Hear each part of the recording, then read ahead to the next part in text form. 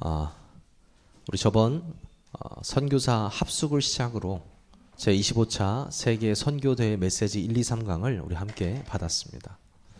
그리고 이번 주일은 세계 선교 축제 주일로 우리가 지켰죠. 그래서 온 다락방 식구들이 함께 일부 예배를 드렸습니다. 그리고 새벽 기도를 통해서 한 주간 우리 선교대회 말씀을 다시 한번 리마인드하는 시간을 가졌죠. 지금 이 선교는요, 237 시대의 흐름입니다. 그리고 하나님이 우리에게 예수 그리스도를 통하여서 승천하시기 직전에 명령하신 것입니다. 너희는 가서 모든 족속을 제자 삼아, 이렇게 말씀하셨습니다. 선교는 하다가 말다가 하는 것이 아니고, 해도 되고 안 해도 되는 것이 아니고 그리스도의 명령입니다. 그래서 오늘 말씀의 제목이요,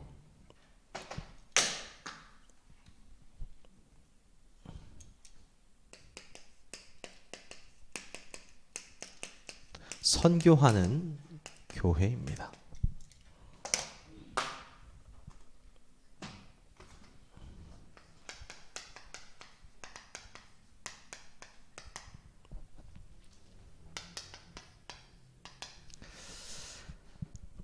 오늘 본문에 보니까요, 예수님께서 이제 승천하시면서 아주 중요한 말씀을 하셨는데요. 즉 선교 명령을 하고 가신 거거든요. 내가 너와 영원히 함께 할 거니까, 항상 함께 할 거니까 가서 이 복음을 전파해라. 모든 족속으로 제자를 삼아라. 예수님의 마지막 우리를 향한 메시지였습니다. 근데요, 초대교회는요, 이 명령을 잘 이해하지 못했어요. 그래서 예루살렘에 남아서 그냥 가만히 있었습니다. 예루살렘에 남아가지고요. 그러면 우리가 항상 구약 성경을 봐도 반복되는 게 있잖아요. 뭐죠? 시련이 닥쳐옵니다. 그렇죠? 왜요? 복음이 증거돼야 되니까요. 선교해야 되잖아요. 그래서 이 초대교회에 뭐가 오죠? 핍박이 시작되죠. 그래서 소극적 선교가 시작이 됩니다. 왜요? 핍박을 하니까 일단 흩어져야 되잖아요. 그렇죠? 흩어지면서 이 소극적인 선교가 시작이 되죠. 근데 정말 이해되지 않는 건 여러분도 너무나 잘 아시는 이 베드로입니다. 베드로. 이 베드로의 수식어가 얼마나 많이 있습니까?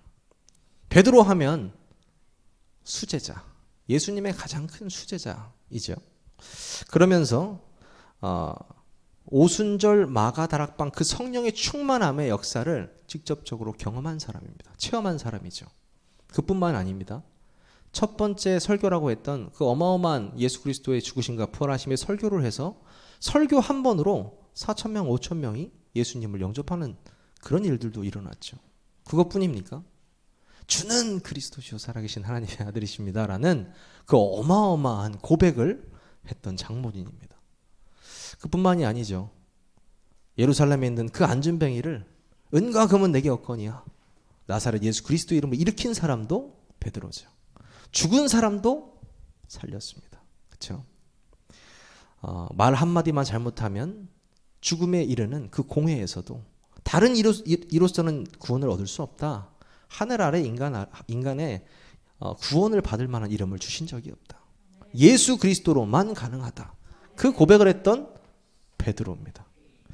이 베드로인데요, 안 바뀌는 게 한 가지 있어요. 뭐예요? 이 선교입니다. 안 바뀌는 거예요. 왜 안 바뀌어요? 아니 무슨 유대인이 이방인과 말을 섞고 뭐 밥을 같이 먹고 잠을 같이 자고 뭐 예수를 믿어?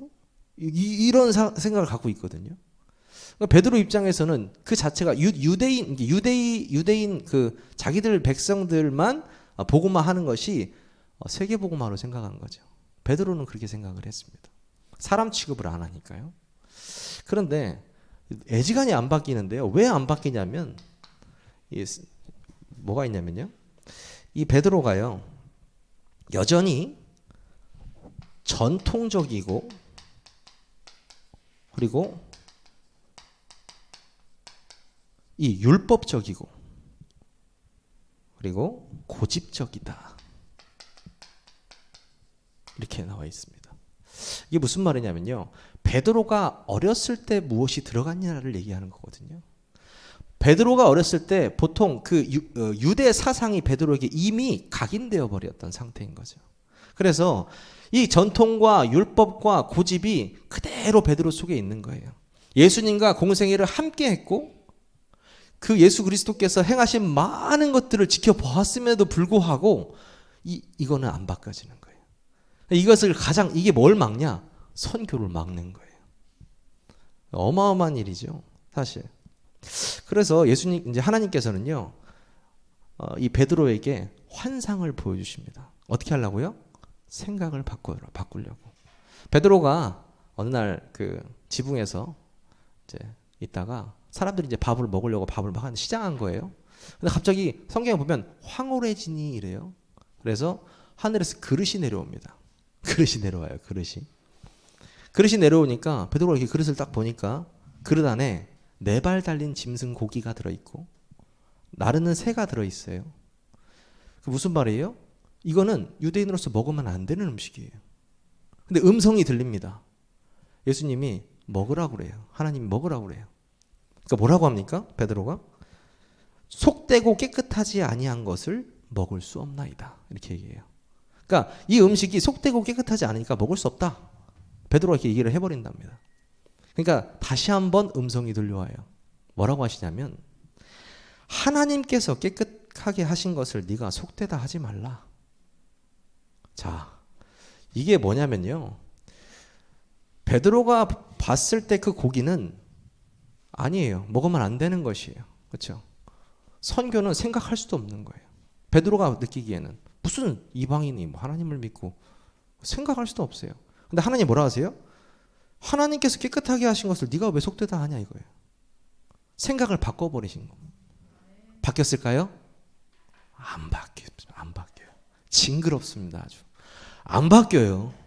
이 전통과 율법과 고집이요. 안 바뀝니다. 그래서 또 안 한다고 그래요. 안 한다고. 안 먹는다고 그래요. 계속 안 먹는다고 그래요. 그러다가 10년이 오순절날이 10년이 지났는데도 아직까지 이 선교 사상에 대해서 받아들이지 못하는 거예요. 저는 그런 생각도 해봤어요. 차라리 바울처럼 누운 일을 그냥 팍 해가지고 안 보이게 했다가 이렇게 해가지고 했으면 좀 더 되지 않았을까라는 생각하시는데 하나님 베드로는 좀 이뻐하셨나 봐요. 눈까지는 이렇게 안 하시고 그렇게 그냥 이렇게 하셨는데 하도 못 깨닫는 거예요. 근데 이거는요 하나님의 큰 그림이었어요. 이 환상을 보여주셨을 그쯤에 이방인 백부장이었던 고넬료라는 사람의 미리 환상에 천사가 나타납니다. 그래서 하나님 모르는 고넬료거든요. 이 고넬료 나타나서 고넬료한테 뭐라고 합니까? 베드로를 찾아라 이렇게 얘기를 해요. 그래서 고넬료가 하인들을 시켜서 베드로를 만나러 오거든요. 그래서 하인들이 와가지고 우리 고넬료 백부장님 좀 만나달라고 이렇게 얘기를 합니다. 이 만남이요 어마어마한 만남이 돼요. 어떤 만남이 돼요? 진짜 선교에 시작되는 만남이 시작됩니다. 저는 이걸 보면서 하나님께서는 미리 고넬료를 준비하셨어요. 미리 고넬료를 준비를 딱 해놓고 베드로의 뭘 먼저 바꾸려고 하셨습니까? 생각이요. 틀이요. 네가 가지고 있는 거 그거 아니야. 나는 그렇게 생각하지 않아. 내가 하나님인데 난 그렇게 생각하지 않아. 왜 내가 깨끗하다고 하는 걸 네가 더럽다고 생각하고 있냐? 버리라는 거예요. 얘 틀을 완전히 버려버리라는 거예요. 그런데 하나님이 직접 말씀하시는데도 안 버려지는 거예요. 이게 왜요? 워낙 각인뿔이 체질돼서요. 근데 저는 이 말씀을 보면서 진짜 멍청하다 이렇게 생각했는데 아니에요. 나한테도 똑같이 있어요. 내가 오직 그리스도만 말해야지. 나는 목에 칼이 들어와도 많은 사람도 누가 칼 근처 오는 사람도 없어요. 목에 칼이 들어와도 나는 그리스도 막 이게 하는데요. 조금 힘든 거 오잖아요. 참 쉽지 않네 이거. 옛날 게요 싹 올라와요. 그렇죠? 누가 평소에는 친하게 지내는 사람 있죠. 역시 장로님 역시 하다가도 뭔가 좀 문제 있잖아요. 역시 아니네. 사람 체질이라는 게요. 냄비. 베드로 욕할 게 없습니다. 베드로 어렸을 때부터 각인됐다니까요. 그게 완전히 가면하시면 안 되는데 베드로가 완전히 각인됐어요. 각인돼가지고 하나님이 직접 말씀하시는데도 안 바뀌는 거예요. 안 바뀌어요. 근데 어떻게 바꾸세요? 하나님이 예비된 그 사람 만나게 하셔서 그곳에서 복음을 증거하게 하세요.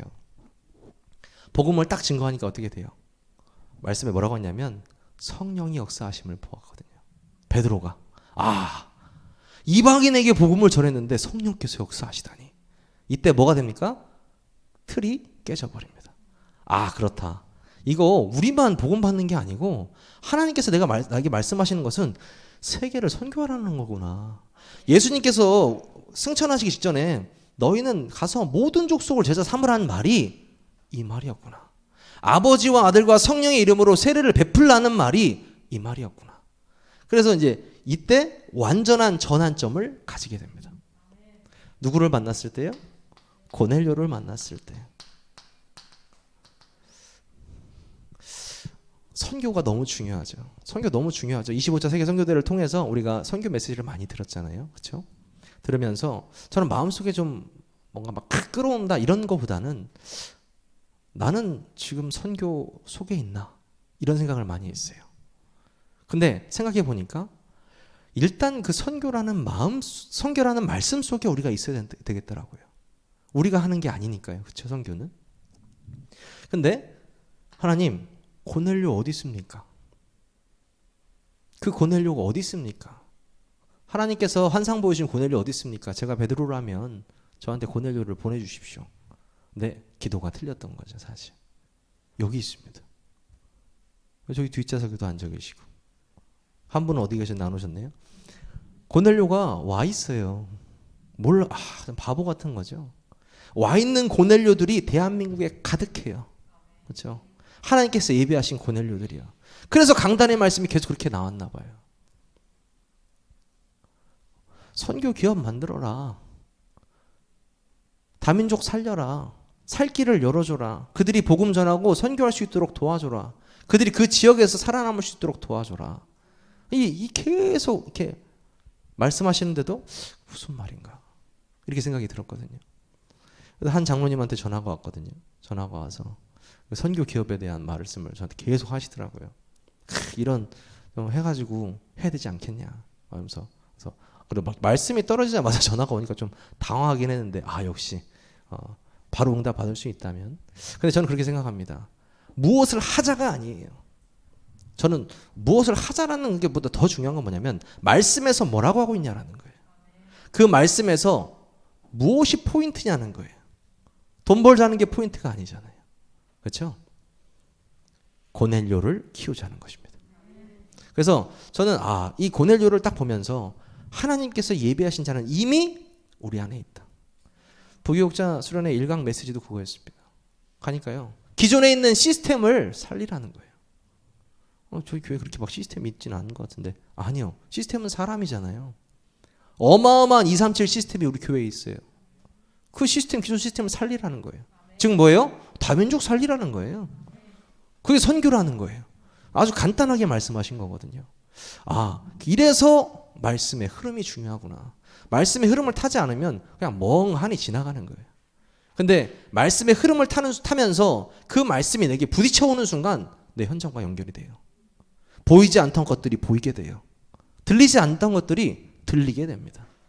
그게 바로 하나님께서 이 과정을 통해서 선교를 깨닫게 하신 것처럼 우리가 말씀을 통해서 선교를 깨닫게 되는 것입니다.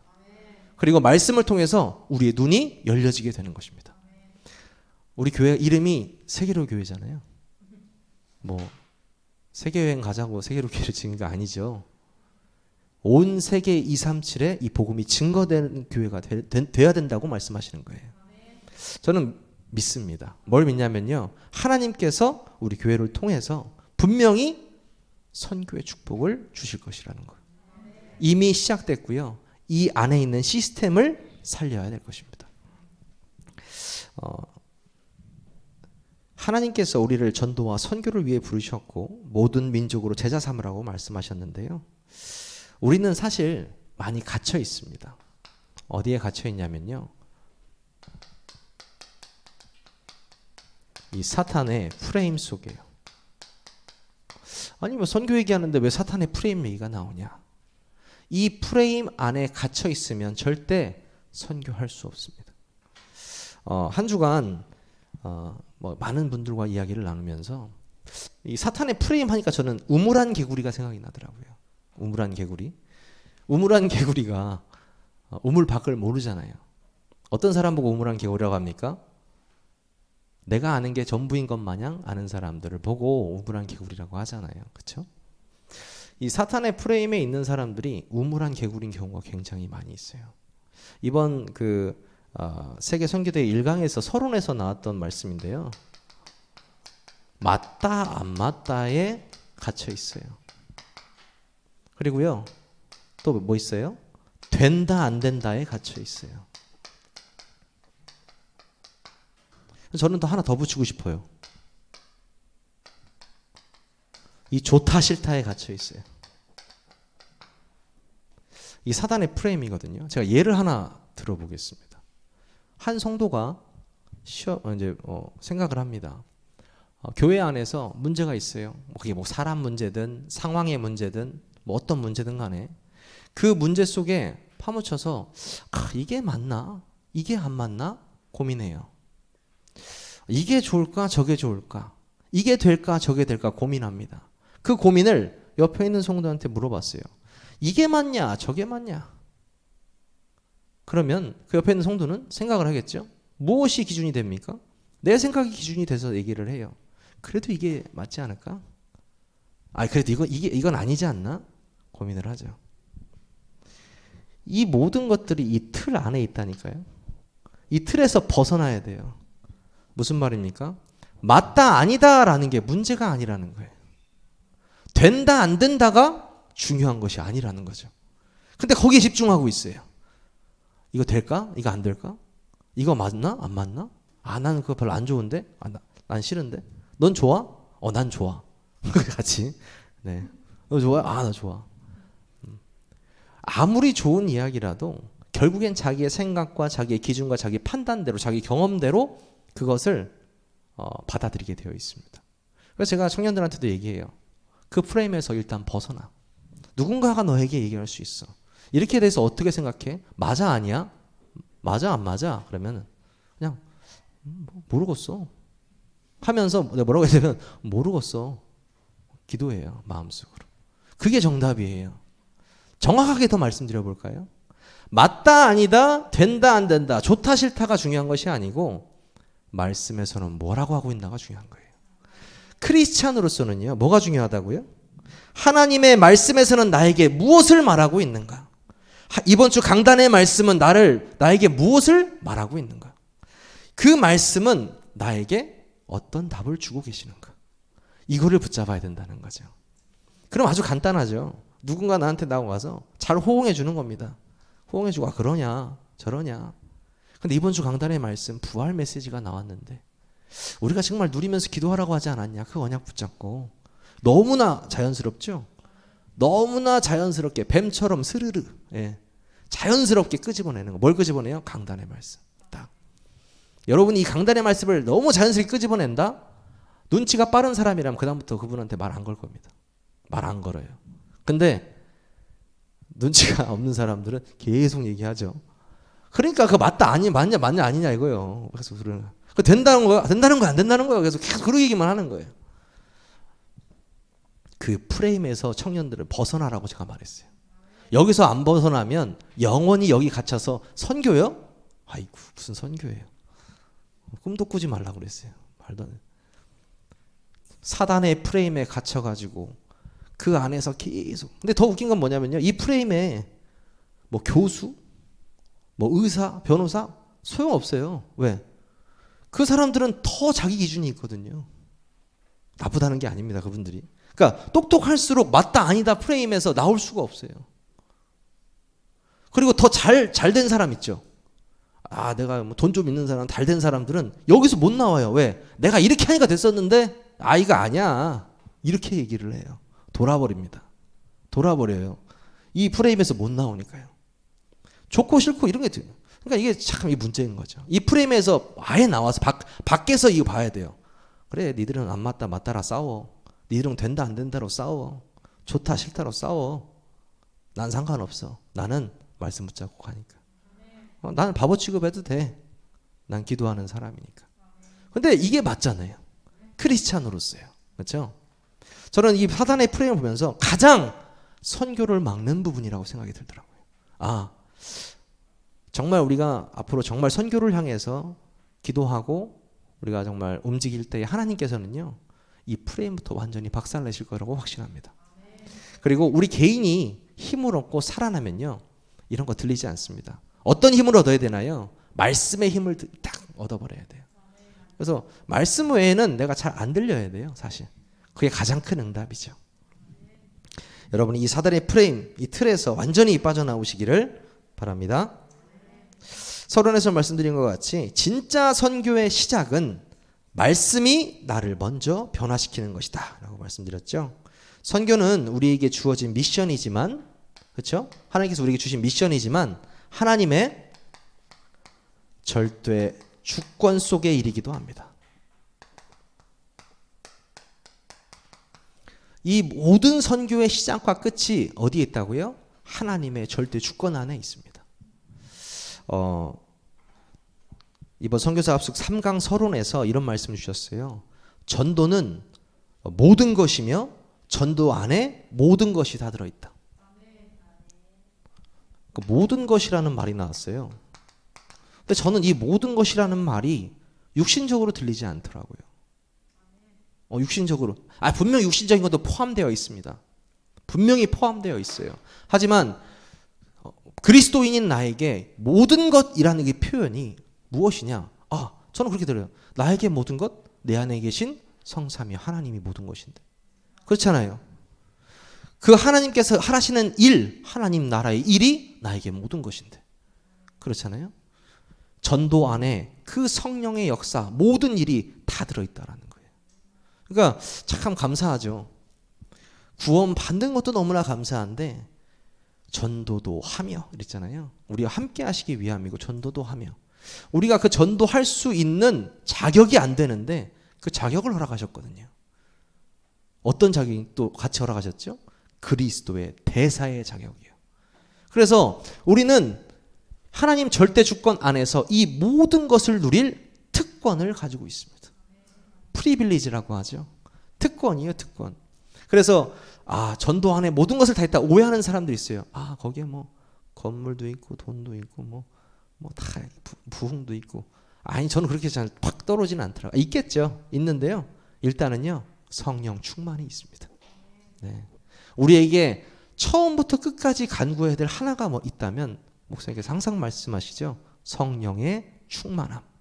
그 성령 충만함이 우리의 모든 것입니다.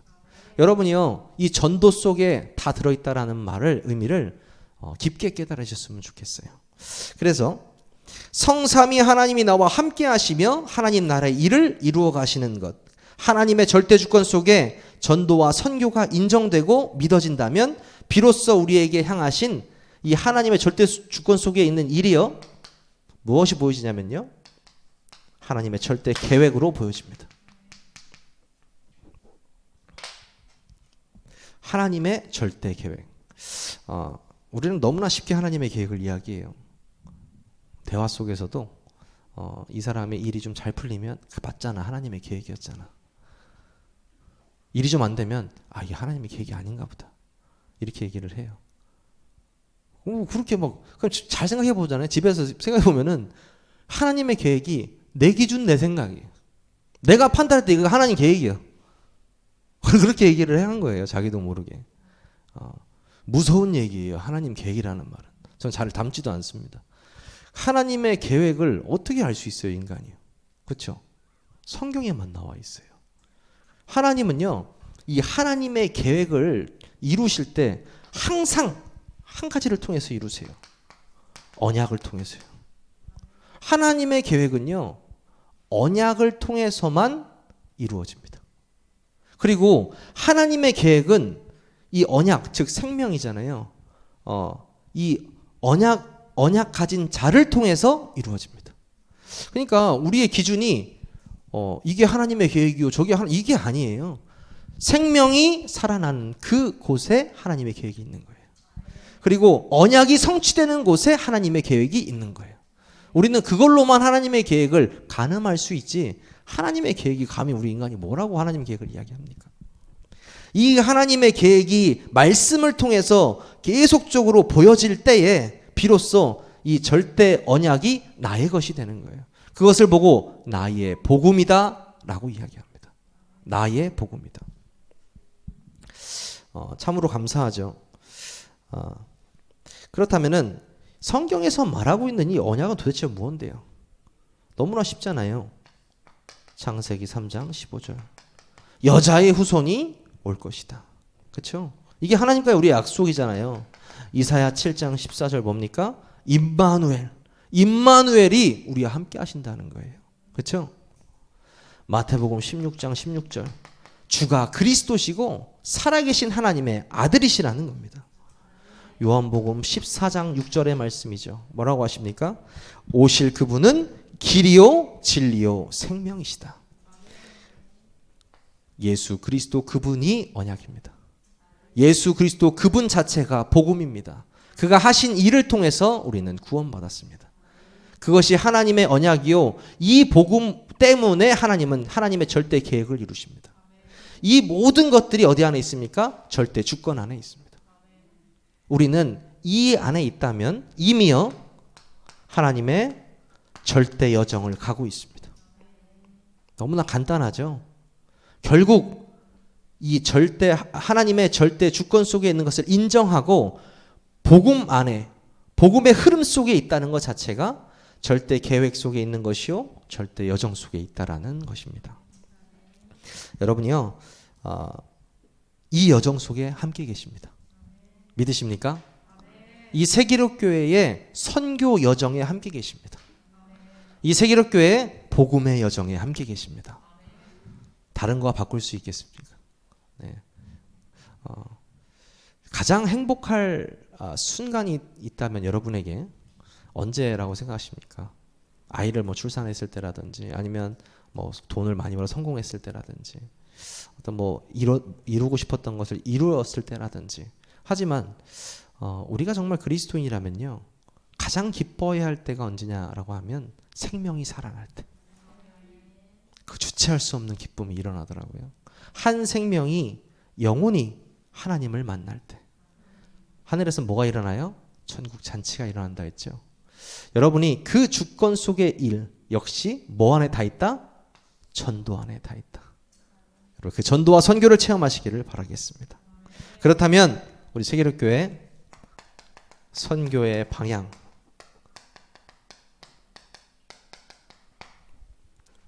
도대체 무엇일까요? 미국 장로교 그 지도자였던 로버트 엘리엇 피어라는 선교사가 있습니다. 로버트 엘리엇 피어 선교사가 굉장히 유명한 분이신데요. 그분이 그 바울 선교팀의 특징을 이렇게 쭉 서술한 책이 있어요. 뭐라고 했냐면, 바울은 혼자 다니지 않았다. 바울은 팀이 있었다라는 거고요. 그리고 지역 교회를 세운 뒤에는 반드시 그 지역의 토착민을 지도자로 세워서 일꾼으로 세워놨다. 그리고 그 지역을 복음이 이제 전파되면 미복음 지역으로 이동했다. 그렇죠? 이동했죠. 그리고 큰 도시에서 시골 쪽으로 계속 이렇게 이동을 했고요.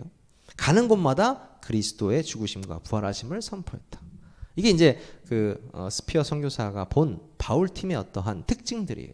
제가 이걸 전에 한번 본 적이 있어가지고 기억이 나서 그렇다. 그럼 저는 이렇게 생각했어요. 그럼 어떻게 이것을 우리 교회 선교를 적용하고 어떻게 해야 된다는 거지? 우리도 팀을 결성해야 되나? 이런 생각을 많이 했었거든요. 근데 이건 특징이고요. 가장 먼저 우리가 해야 될 건 뭐냐면요, 올바른 복음을 누리는 거예요. 굉장히 좀 뭐랄까 추상적인 의미일 수 있는데요. 올바른 복음이 뭔데요? 아까 말씀드렸던 그 그리스도의 죽으심과 부활하심이 나 때문이라는 사실, 그 내가 죄인이라는 사실이 인정되어지는 그 복음이 깨달아지고 정말 믿어지는 거예요. 아, 그리스도가 왜 죽으셨나? 그리스도가 도대체 왜 나를 위해 죽으셨나?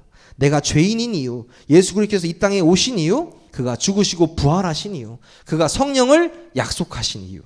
그 올바른 복음이 딱 깨달아질 때, 풍성해질 때부터 선교는 시작됩니다. 왜냐면요, 복음이 나에게 적용되어지면서 치유가 시작되거든요. 그렇죠? 치유가 시작돼야 그 다음 일이 진행이 되니까요. 그렇죠? 그렇다면은 진짜 선교는 올바른 복음을 깨닫는 데부터 시작된다. 그리고요, 여러 가지 특징들이 있겠지만 저는 사도행전을 보면서 그런 생각이 들더라고요. 결국엔 사도행전 6장에 사도행전에 그 6장인가요? 네. 바울에게 뭐라고 합니까? 성령이 나타나서 길을 막으시죠. 길을 막으시고 어디로 가라 하십니까? 마게도냐. 아시아에 있던 아시아로 가려고 했던 그 바울에게 마게도냐로 인도하세요. 저는 이거 잘 보면요, 바울과 바울 팀이 그들이 합이 잘 맞아서 조직을 잘 세워서 시스템이 좋아서 선교를 잘했다? 저는 그렇게 생각하지 않습니다. 뭐예요? 성령 인도예요. 성령이 말하시는 대로 움직였습니다. 성령이 일하시는 대로 갔어요. 저는 이게 뭐라고 생각하냐면요, 결국엔 선교의 방향은 올바른 복음 가진 자가 성령 인도 받는 거예요. 그렇죠? 너무나 간단한 거죠. 그러면 이번 선교대의 말씀처럼 하나님께서 우리에게 붙여준 고넬료와 같은 그 70제자를 만나게 하실 것입니다. 그리고 그 사람들이 70지역으로, 70나라로, 70종족으로 가게 하실 것입니다. 결국 선교는 나를 먼저 살리는 것입니다. 내가 먼저 살아나고, 그리고 와 있는 선교가 우리의 고넬료들이 맞습니다. 그래서 정말 여러분들이 강단의 말씀뿐만 아니고 이 선교 대회 말씀의 흐름 속에 계시면서 이 말씀을 통해서 지금 내가 이 세계로 교회에서 선교를 위해 하나님께서 내게 허락하신 일은 무엇인가를 확인해 보시기 바랍니다.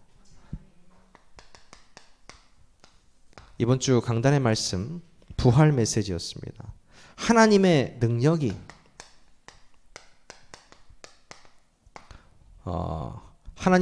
내게 임할 수 있도록 어떻게 하라고 했습니까? 누리면서 기다려라. 누리면서 기다리라는 말을 뭐라고 하셨냐면 기도라고 하셨어요. 정말 누리면서 기다리라는 것은 여러분이 하나님의 능력 안에서 기도하라는 것입니다. 모든 고난을 초월하는 언약. 초월하는 언약. 모든 고난을 초월하는 이 언약을 붙잡으라고 말씀하셨습니다. 이 말씀은 곧 무슨 길이라고 했나요? 순례자의 길이요, 정복자의 길이라고 말씀하셨습니다. 그렇죠? 무엇이 초월하게 만드는데요? 결국 이 복음입니다. 이 복음의 말씀만이 시공간을 초월하는 것입니다. 이 복음을 통해서 초월한 언약, 그 언약을 통해서 순례자와 정복자의 길을 가라. 세 번째 뭐죠? 반드시 성취될 언약.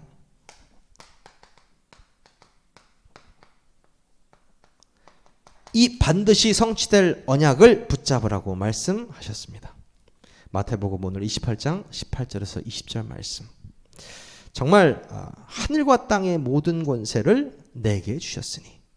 그렇죠? 하나님, 성부 하나님께서 성자 예수 그리스도 주신 하늘과 땅의 권세, 그 권세를 우리와 함께 하시면서 이 권세를 사용하라는 거예요. 그렇죠? 그 권세를 마음껏 사용하시기 바랍니다. 우리 세계로 교회는 선교하는 교회입니다. 우리가 정말 선교를 놓고 기도할 때에 멀리 와서 누구를 파송할까 중요하죠. 와 있는 선교부터 시작할 때입니다. 정말 와 있는 선교를 시작하면서 하나님께서 우리에게 붙여주신 고넬료를 각 현장에서 우리 성도님들이 다 만나시는 한 주간 또 매일이 되셨으면 좋겠습니다. 우리 기도하겠습니다. 지금도 언약을 중심으로 237 세계복음화 여정을 이끄시는 하나님 감사를 드립니다. 참된 선교를 위해서 하나님 대전 지역에 이 세계롭교를 세우시고 하나님의 계획을 이뤄가심에 감사를 드립니다. 우리가 먼저 올바른 복음의 내용을 하나님 풍성히 누리고 말씀으로 인도받고 정말 성령 충만한 일꾼들로 세워질 수 있도록 역사하여 주시옵소서. 예수 그리스도의 이름으로 감사하며 기도하옵나이다. 아멘.